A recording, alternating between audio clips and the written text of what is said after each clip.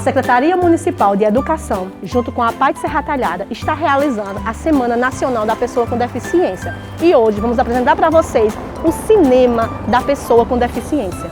Essa ação tem por principal objetivo apresentar a realidade vivenciada por muitas mães, garantir o lugar de fala e o empoderamento.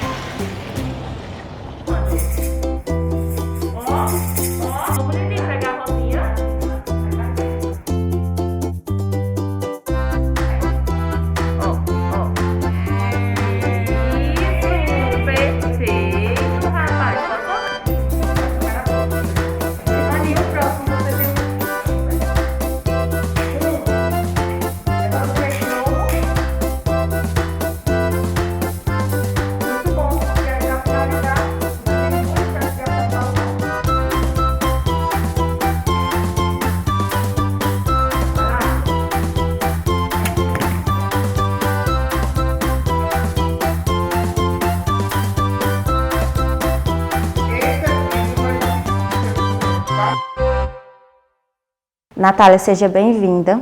Hoje estamos aqui para conhecer um pouquinho, para falar um pouquinho da sua história. Fique muito à vontade para responder todas as perguntas, tudo que vier, tudo que você sentir. Nesse espaço não existe juízo de valor, aqui é a sua história e ninguém melhor do que você mesma para falar da sua história, tá? Tá certo. Então me fala um pouquinho mais sobre a tua maternidade, como foi esse processo de descoberta, como foi essa vivência para você? A gestação de Elisa, eu já sou mãe, né? Eu tenho o Natan hoje tem 7 anos. Na época ele tinha 2 anos, a gente já tinha vontade de ter outro filho e a gente planejou Elisa.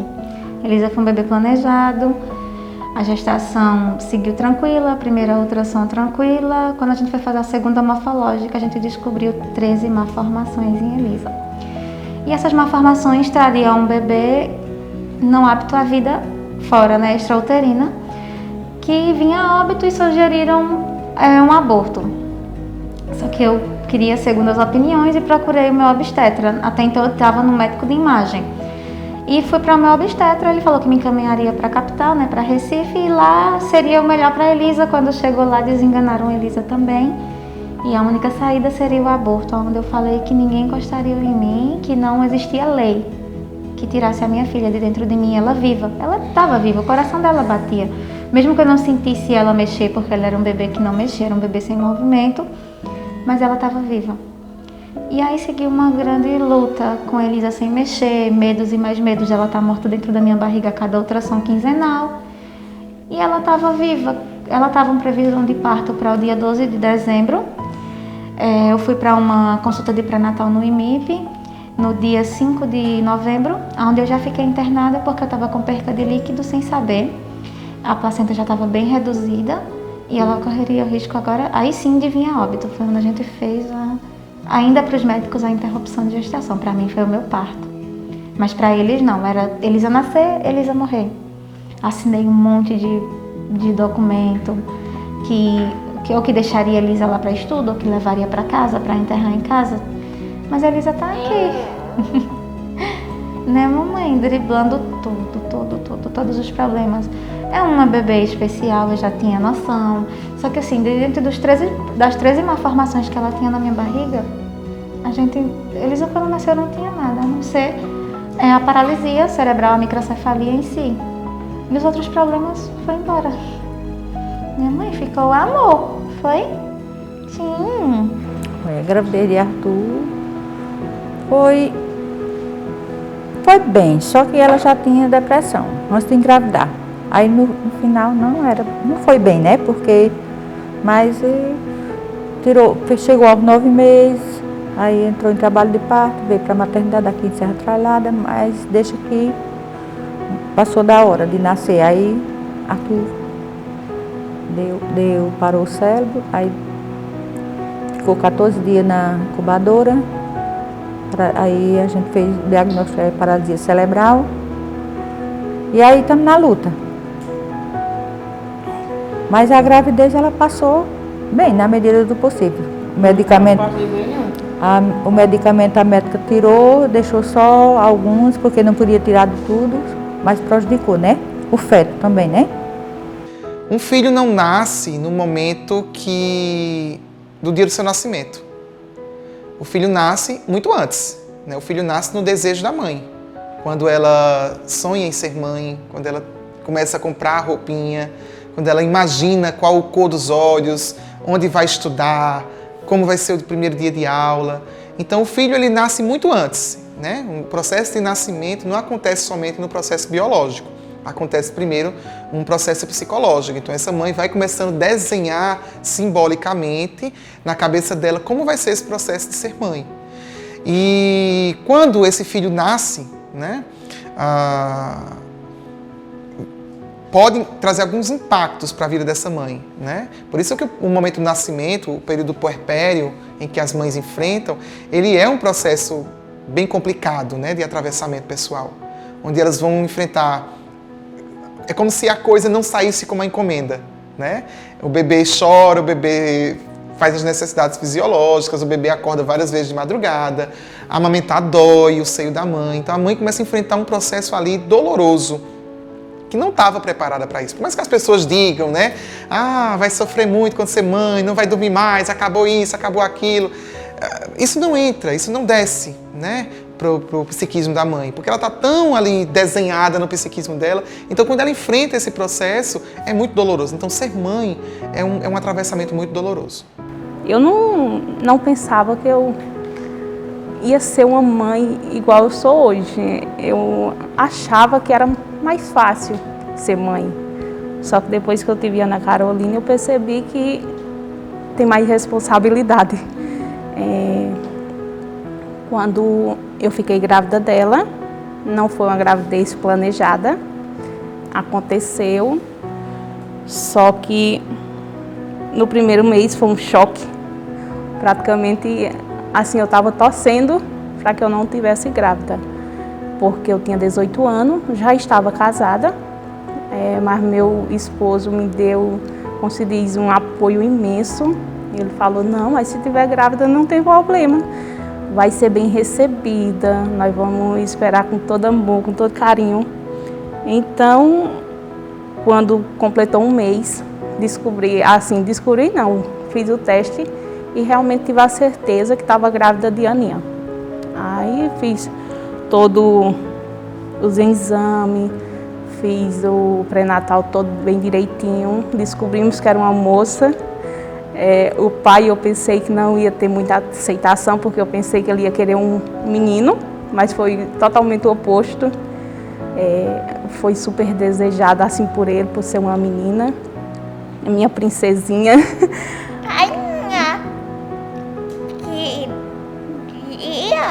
Que viesse uma menininha.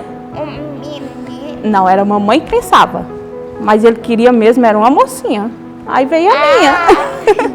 Então, foi um parto tranquilo, foi normal, de 9 meses, bem certinho, tudo bem direitinho. A Aninha teve alta no dia seguinte, não precisou ir para a incubadora nem nada. Chorou ao nascer, tudo como se diz, como deveria ser. Depois teve aquela empolgação de ver os primeiros sons, os primeiros passinhos, tudo de Ana Carolina aconteceu maravilhosamente.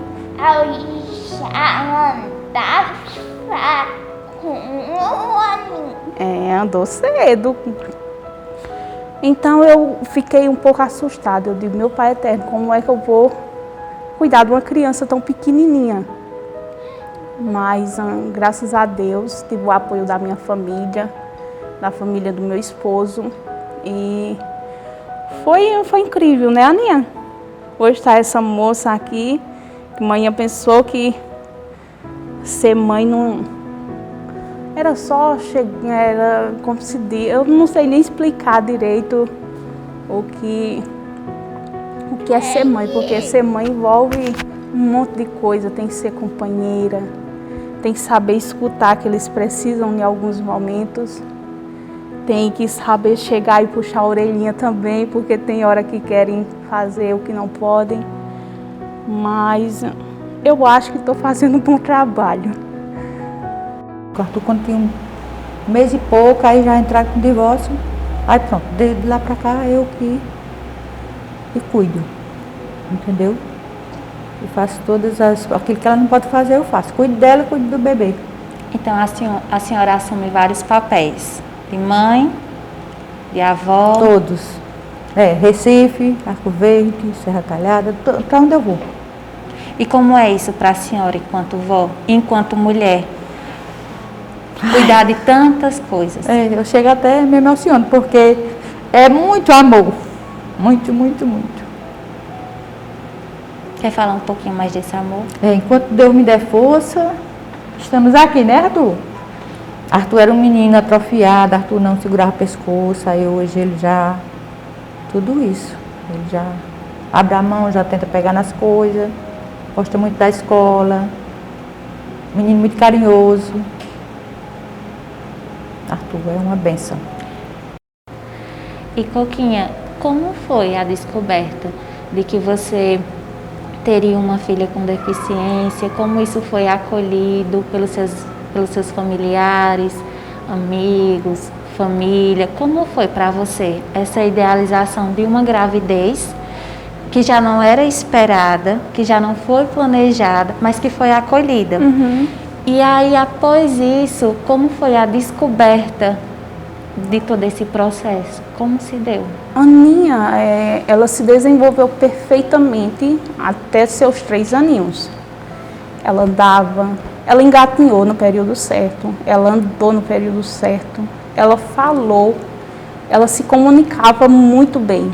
Ela era uma criança que você olhava para ela e ficava abismado, porque ela era muito comunicativa, ela era muito espontânea, que ela é ainda, e você ficava sem entender como era que uma criança de 2 anos conseguia ter um raciocínio e falar tão claramente igual ela falava. Só que ao completar 3 aninhos, a Aninha começou a mostrar a marcha irregular. Aí com isso, a família ficava falando que era porque ela tinha um pezinho, era gordinha.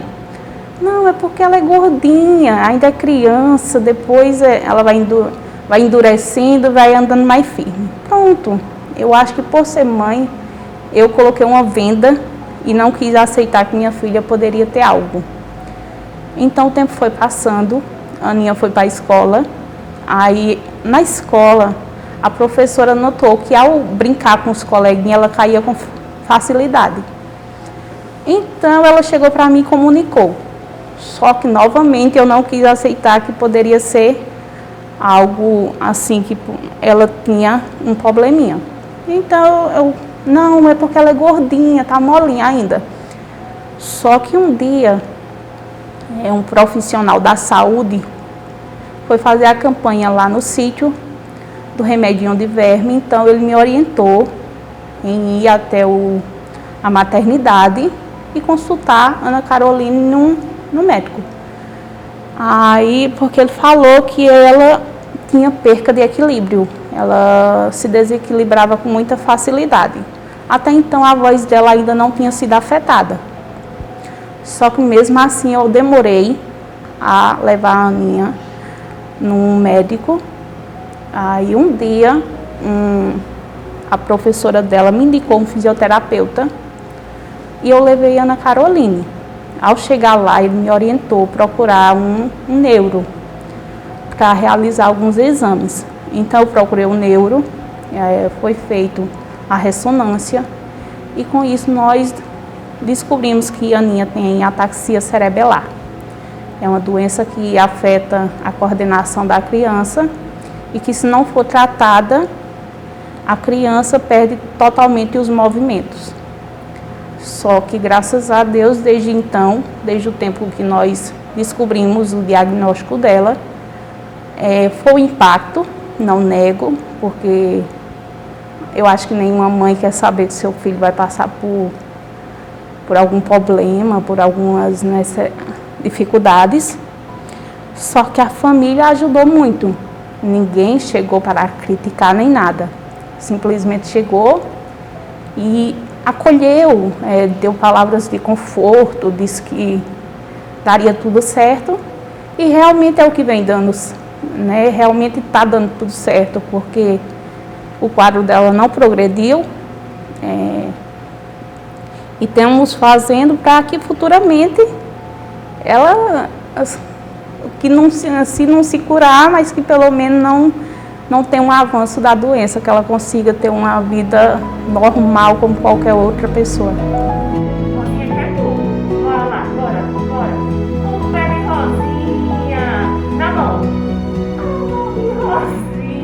Desde a gestação, foi uma gestação um pouquinho difícil, porque eu optei por ficar com ela comigo, mas desde então a família falava que se eu tivesse, já que eu tinha decidido ficar com ela, estava todo mundo junto. E na minha chegada em casa, eu cheguei com a Elisa do hospital ainda para morrer em casa, porque ela só tinha 1,8 kg, sem nenhuma vacina. A médica-chefe do canguru disse, não mãe, é melhor ela estar em casa. Achavam que ela não tinha, né? Não ia ter sobrevivido, então acho melhor ela ir para casa e nada melhor que o conforto. E aí ela sem vacina nenhuma, eu estava quase que numa pandemia de Covid, assim, ninguém entrava na minha casa para visitar a Elisa. Sem vacina eu tinha muito ciúme, muito medo dos olhares, curiosos tem sempre. Aí teve a primeira visita da Secretaria de Saúde, né? As pessoas foram ver ela, não deixei ninguém entrar. Ficaram na porta, eu mostrei a Elisa de longe, igual um bonequinho. Olha aqui ela, viu? Depois da vacina todo mundo vê, agora não. Mas assim, todo mundo apoiando e aceitando a Elisa, né? A vizinhança, alguns curiosos, até da família também alguns curiosos, mas muito amor. Depois que quem conhece a Elisa, na verdade, a Elisa é isso, a Elisa é amor, né? Não, é impossível você conhecer a Elisa e não ser contaminado com o amor que ela tem. Quando a família recebe a notícia, né, de que esse neto, esse sobrinho, esse primo, né, não vai ser como quis, a família começa também a não ter uma boa elaboração. Né? É aquela ideia, sabe? Eu ouço muito isso, né? Dia do aniversário, o filho da pessoa com deficiência não foi convidado. No Natal, os priminhos não querem brincar. Todo mundo exclui. Então, essa família ali da pessoa com deficiência, além da própria pessoa com deficiência, se sentem muito mal, não se sentem mais encaixando nessa família, se sentem perdidos nessa família, porque essa família não conseguiu acompanhar, né?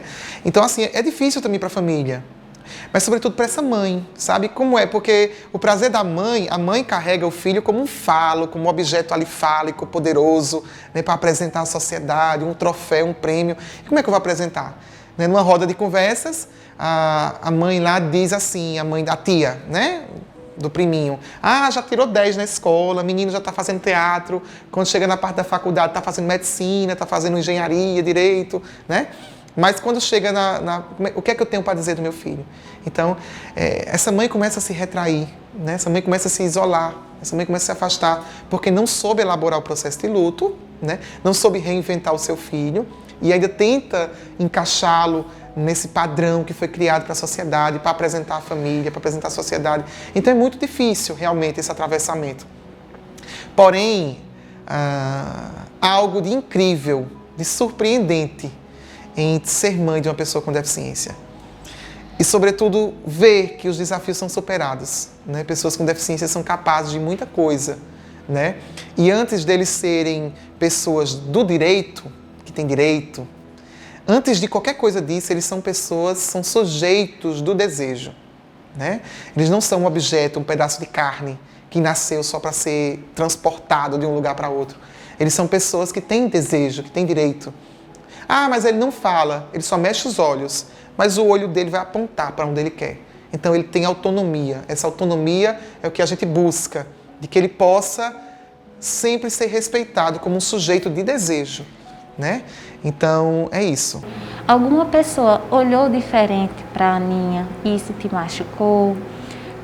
Alguma pessoa, algum comentário, algo do tipo? Na rua, geralmente, as pessoas apenas olham.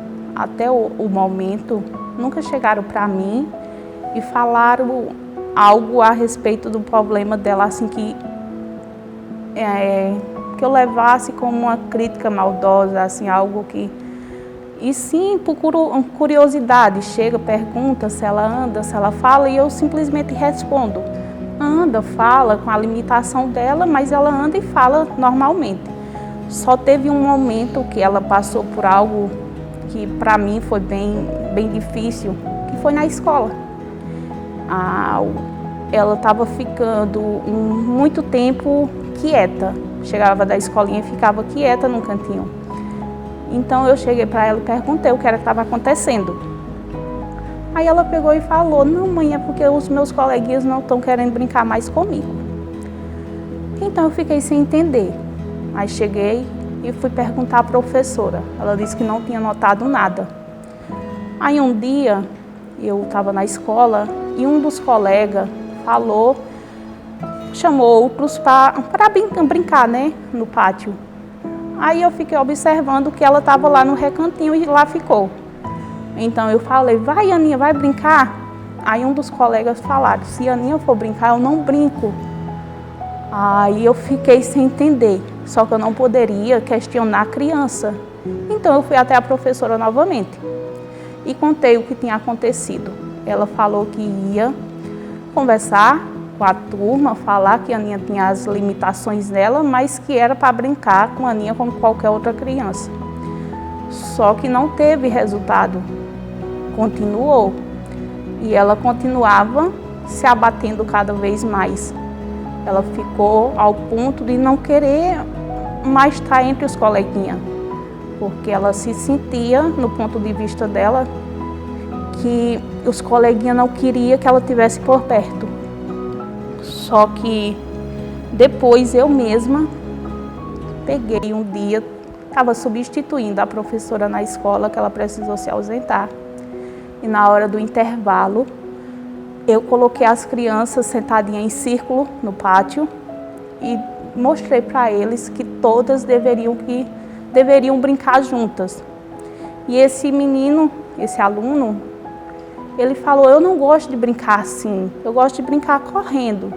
Eu disse, não, mas você pode brincar correndo, só que tire um minutinho do seu tempo, do recreio, para você se sentar junto com seus colegas e com isso vocês fazerem uma brincadeira, vocês todos. E depois você pode chamar alguns dos seus outros colegas e brincar correndo. Então, com isso, nós pegamos um objeto e fomos passando de mão em mão, e eu de costas batia as mãos, e onde estava esse objeto, a criança ia lá e pagava uma prenda. Gostaram da brincadeira, interagiram super bem, e depois eu dei mais um tempinho para esse colega ir brincar com os outros, com os meninos. E as meninas eu separei em um cantinho e entreguei uma folha de ofício a cada uma e os lápis para pintar. Com isso foi um recreio totalmente diferente, eles gostaram e eu dei a ideia para a professora. E depois desse momento, graças a Deus, Ana Carolina não se queixou mais. Só que foi algo que precisou que eu, a mãe dela, chegasse e intervisse por meios próprios, porque a professora simplesmente não deu a atenção que eu queria naquele momento. Eu me senti no primeiro instante muito triste por não ter, a professora não ter o bom senso de ter sentido um pouquinho da dor que eu senti de ter ouvido a minha filha daquele jeito, tristinha. Mas depois eu me senti bem, porque isso foi uma forma de eu mostrar para a minha filha que o que ela sentiu naquele momento, ela não poderia ter dito que o que ela sentiu naquele momento foi só uma das pequenas coisas que ela ainda vai passar. Então ela não pode baixar a cabecinha, ela tem que chegar e encarar de frente, ela tem que chegar e caçar um meio de contornar aquilo e não se abater e ficar de recantinho. Ela tem que chegar e enfrentar e vencer mais uma etapa.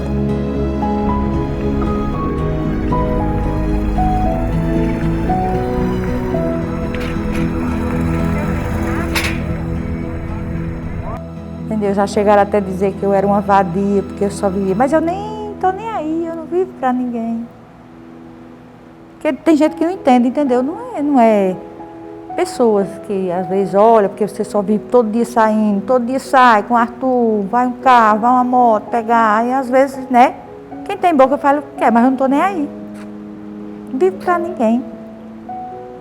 Vivo pra Arthur, né, Arthur? Olha, beijando. Isso é uma benção. Ah, pois é, minha filha, é isso. Aí já fui muito, muito, muito. Fosse era um livro. Porque Deus é maravilhoso e a população... Deus e a população sabem que eu vivo praticamente para Arthur, de todo o coração, de todo o amor. Enquanto Deus me der força, estou aí. Mas senão Arthur não estava mais comigo, não. Nem com ela. Ela não tem condição de cuidar. Mas aquilo que ela não pode fazer, eu faço com todo amor e carinho, de coração.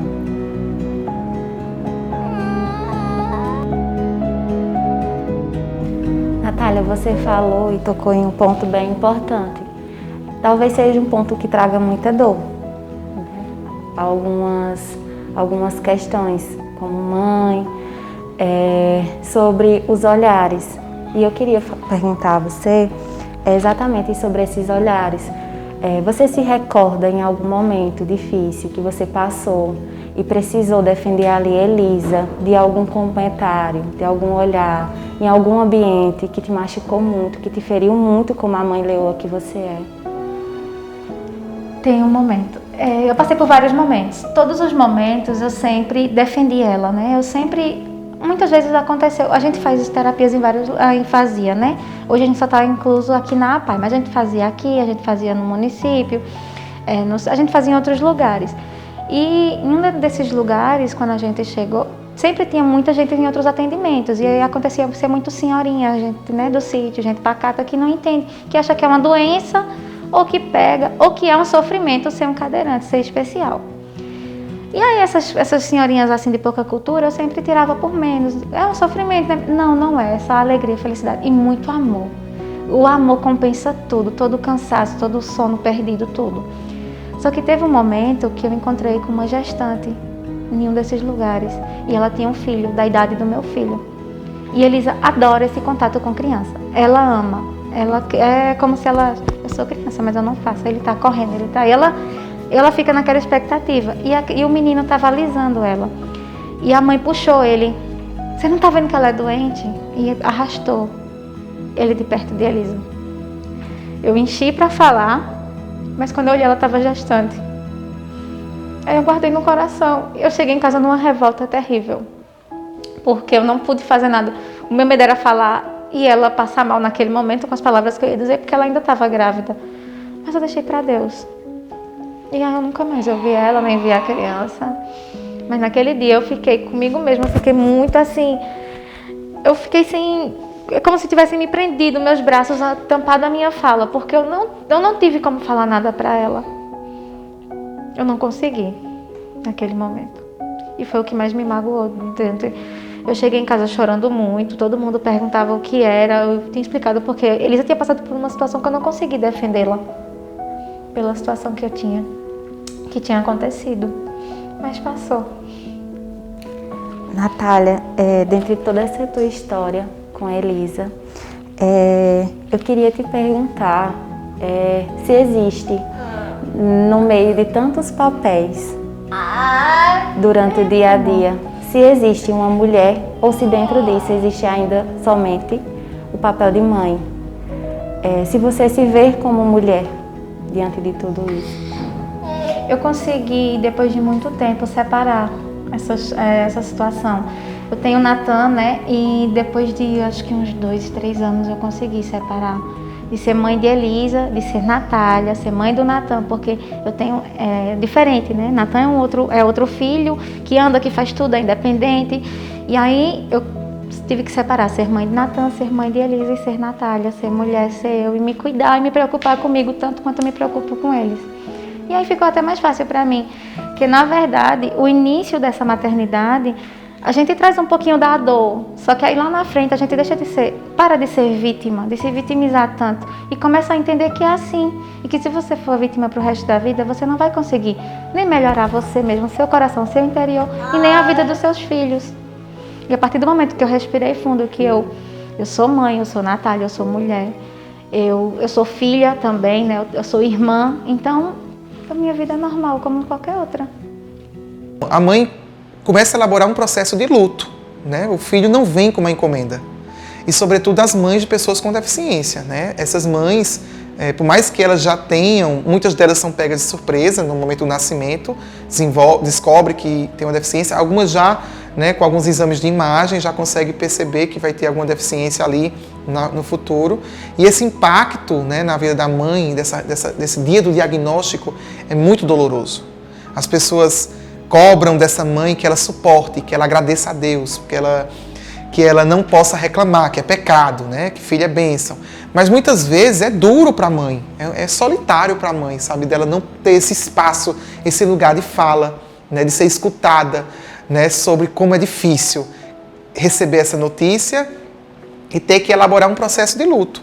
O luto é um processo que envolve ali aceitação, mas antes da aceitação envolve raiva, envolve barganha, envolve culpa, envolve tristeza, envolve raiva. Então é um processo. Então esse filho não vem com uma encomenda, esse filho vem ali faltando alguma coisa, um defeito, a roupa não cabe, a roupa que eu comprei não vai caber, o nome que eu vou dar não vai se encaixar. Então é um processo muito difícil de atravessamento pessoal, de elaboração desse luto, né? Então, a primeira coisa que a mãe precisa atravessar é realmente se desfazer desse filho ideal e aceitar o filho real, o filho como ele é, né? Com todas as dificuldades. Então, tem muitas mães que ainda não conseguiram atravessar esse processo de luto, que ainda querem encaixar esse filho num padrão de normalidade, né? Porque tem que colocar esse filho para a sociedade tem que ver. Muitas mães carregam seu filho realmente como um prêmio, né? A manta da saída da maternidade é um dos objetos mais vendidos, né, para as mães, porque quando sair tem que apresentar. Então como é que eu vou apresentar meu filho que não veio com uma encomenda, não veio como a sociedade quis, né? Como é que eu vou apresentar à sociedade isso? Então ela começa a ter um estranhamento, né? E aí vem muitas vezes essas mães que não conseguem atravessar esse luto, elas começam a rejeitar o filho, começar a passar por um processo de depressão pós-parto, né? Então, esse lugar de escuta da mãe, de acolhimento da mãe é muito importante nessa primeira etapa, para que ela possa começar a se desfazer dessa imagem criada para atender a sociedade e comece a criar uma nova imagem, uma nova forma de ser mãe desse novo filho, que é um filho que nasce diferente do que foi planejado, mas que ela tem que aceitar, que ela tem que encarar. Dona Zilda, eu vou pegar um objeto e aí a gente vai tentar voltar um pouquinho no passado para falar desse objeto, de alguma emoção, de alguma lembrança que isso trouxe para a senhora. Pode ser? Pode.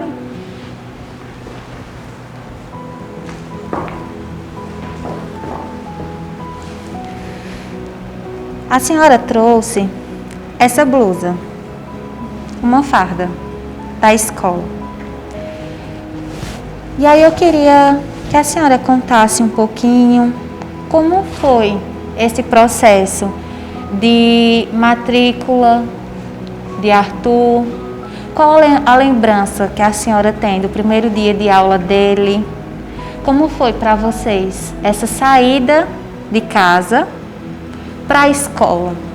Qual foi o desafio? Ave Maria, muito. Fiquei muito feliz. E mais, ele ama a escola.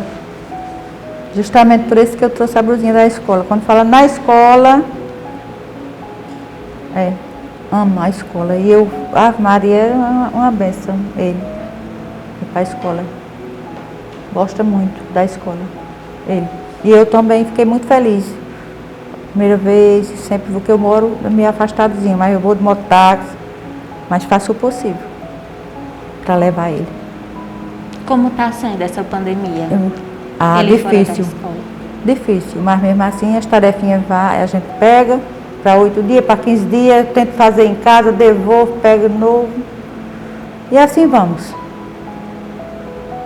Coquinha, eu vou pegar algumas coisas. E aí a gente vai viajar juntas no tempo. Nós vamos recordar algumas emoções, tá? Só um instante.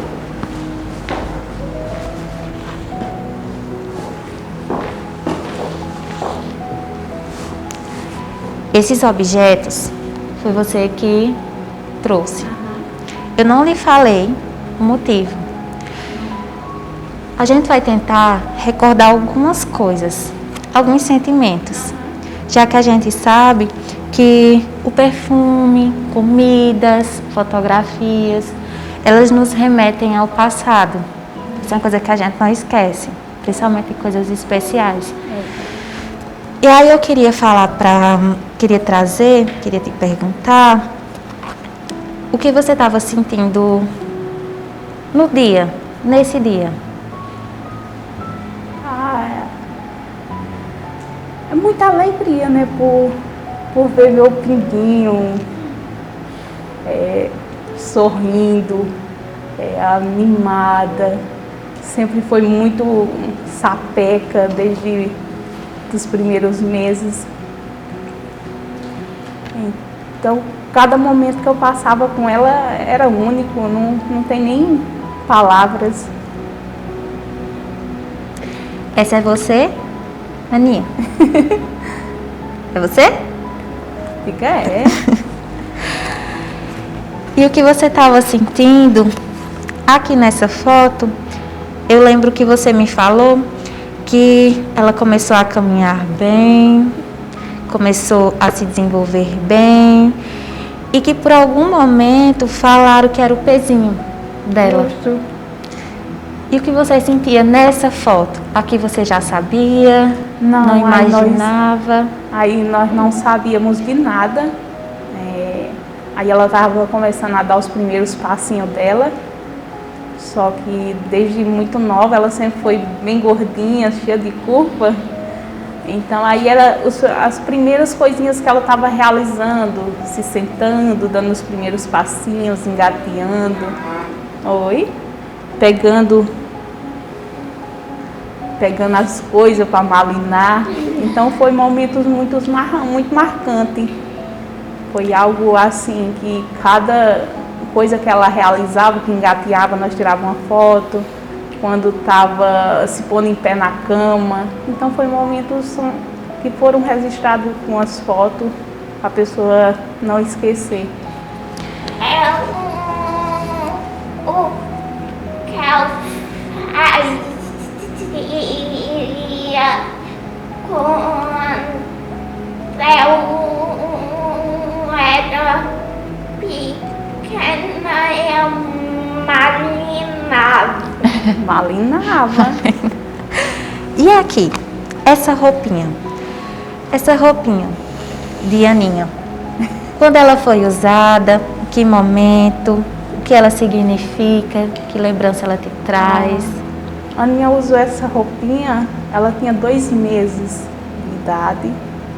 É uma roupinha que eu adorava vestir nela, por ela ser bem gordinha, ficava parecendo uma boneca. Adorava fazer pitó, só que no período ainda não podia, porque os cabelinhos eram muito pouco. Então nós colocávamos uma touquinha, ficava mimando.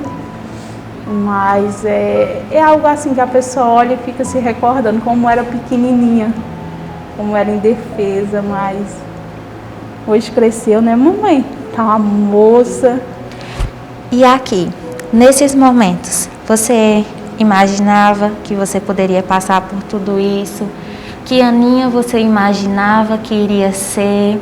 Ou que Aninha você pensou para o futuro? O que trouxe, o que reforçou toda essa tua força como mãe até aqui? Desses momentos para cá. Resumindo, o que mudou na Coquinha, mãe? Assim, o que mudou é porque antes, quando ela era pequenininha, eu pensava que era só cuidar dela, dar banho, dar comidinha, pronto.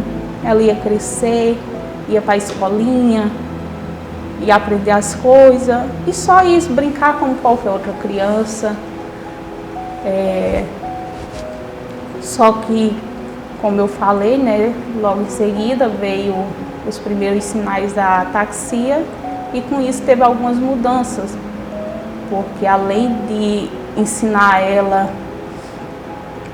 as pequenas coisas, também tivemos que ensinar ela a respeito das outras coisas que poderiam aparecer na vida, que é o preconceito das outras pessoas, o que ela poderia passar, que as pessoas poderiam chegar até ela e questionar por ela ser assim, mas que ela não poderia baixar a cabecinha e tinha que seguir em frente. E também colocando sempre na cabecinha dela que por mais que ela tenha essa limitação ao andar e ao falar, ela pode seguir em frente e se tornar a doutora que ela sempre fala que vai ser, que com isso ela não pode se abater e dizer, não, eu não vou conseguir, porque ela, sim, ela pode conseguir, ela pode se formar, fazer faculdade, se tornar a médica pediatra que ela sempre fala que vai ser, que vai cuidar de crianças, né, meu amor? Então, não mudou nada. A única coisa foi que nós tivemos que acrescentar mais algumas coisas para ensinar ela a viver no mundo que nós estamos hoje.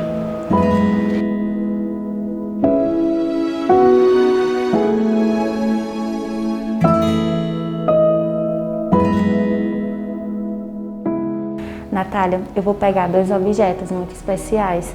Eu pedi para você separar, junto com a PAI, vários objetos. E aí, entre esses objetos, eu e o pessoal da PAI escolhemos 2 para a gente recordar algumas questões que foram vivenciadas lá no passado, tá bom? Tá bom.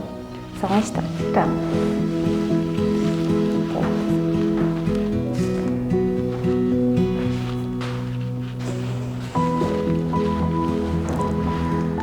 Eu acredito que esse momento, ele traz muitas recordações, né? Vamos voltar um pouquinho no passado e trazer um pouquinho daquelas lembranças. Tá. E aí você separou pra gente essa outra som. E aí eu queria te perguntar o que você estava sentindo nesse dia, o que você idealizou, ou algo que você lembre que passou naquele dia que te marcou muito, que você viveu, ainda grávida. Essa foi a minha primeira ultrassom.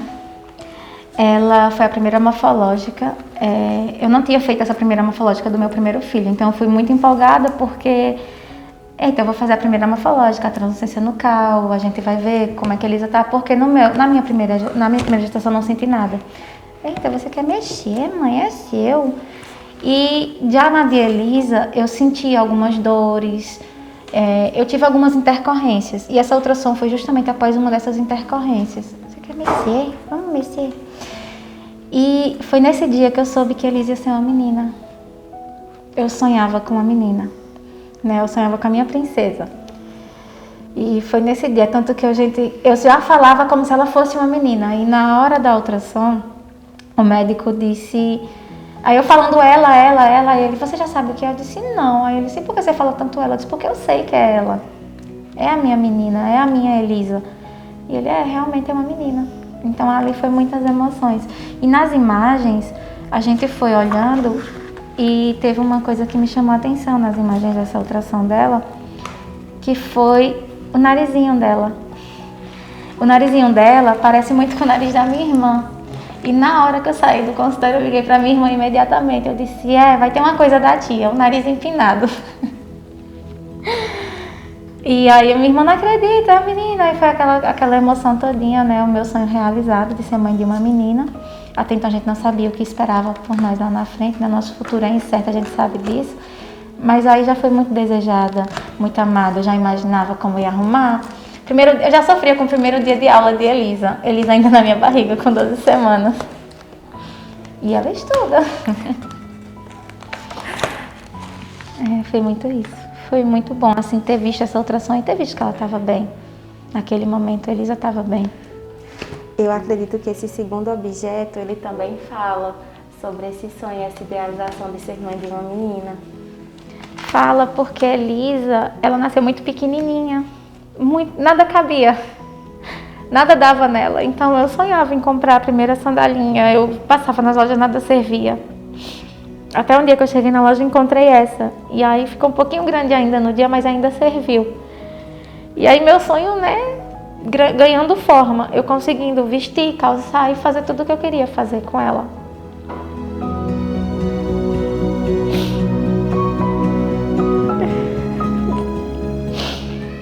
Elisa e Natália, a história de vocês são unidas assim por um amor muito grande. Eu acreditei muito nela. Quando a gente estava na UTI, a médica da UTI eram 13 médicos, por conta de várias crianças, de mais de 60 crianças na UTI. Aí tinha a UTI e a UCI que era do lado. E a médica uma vez me chamou no corredor, eu estava antes de entrar, e geralmente elas fazem isso quando um bebê vem a óbito. E me parou no corredor. E quando ela me parou, eu me assustei. Eu falei, eu quero ver a Elisa. Ela falou, daqui a pouco você vai. Você quer me contar alguma coisa? Conta logo. Cadê ela? Cadê ela? Aquela agonia. Ela, não, mãe, calma. Isso era a véspera do meu aniversário. Eu passei o meu aniversário com ela.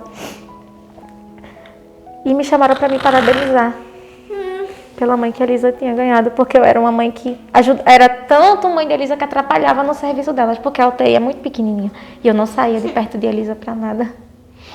Tinha dia que ela dizia, mãe, tu não vai descansar, não. Eu tô aqui para cuidar dela, para dar a vida dela. E eu estava disposta a tudo para ter ela comigo. E eu acreditei muito, muito. Eu sempre dizia que ela ia ser, sim, minha filha, que eu ia cuidar o tempo que Deus permitisse, mas que ela ia ser, sim. E ela é a minha promessa. Natália, tem uma pessoa que eu acredito que ela precisa ouvir algumas palavras. E aí... eu vou te apresentar essa pessoa, tá. E você vai falar para ela o que basicamente você também queria ouvir. Tá. Natália, diante de você tem uma mulher muito forte, assim como outras mães que vivem a sua realidade. Então fala para ela o que você gostaria de ouvir. Tá? Nossa. Que você continue do jeito que você é, sendo essa mãe excelente. Que você seja forte, que você não desista nunca do seu filho. Porque se você ama de verdade, o amor não é nem ao seu próprio filho, amor à vida. Você vai cuidar e vai se dedicar ao máximo. Então não desista nunca. Eu sei que é difícil, eu sei o quanto a gente é desafiador. A nossa realidade. A gente se bate de frente com várias situações que dá vontade sim de desistir. Mas o que eu tenho para falar isso é hoje, não desista nunca. E nem de cuidar dele, nem de ser você. De ser a mãe, de ser a mulher. Não desista nunca. Eu vou abrir, tá bom?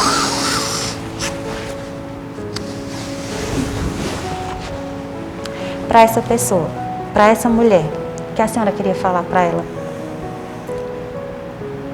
Minha filha, de força, saúde e tudo de bom para eu cuidar do meu abençoado, lindão, neto, filho, tudo. E minha filha também. São seus amores. É.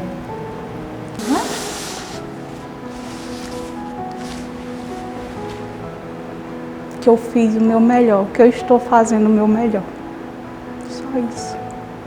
Obrigada. Por nada.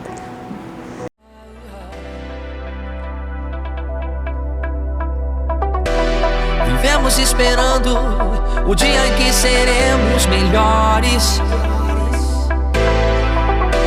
Melhores no amor, melhores na dor,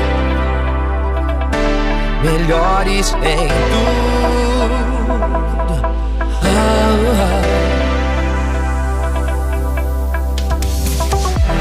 Vivemos esperando o dia em que seremos para sempre. Vivemos esperando dias melhores para sempre.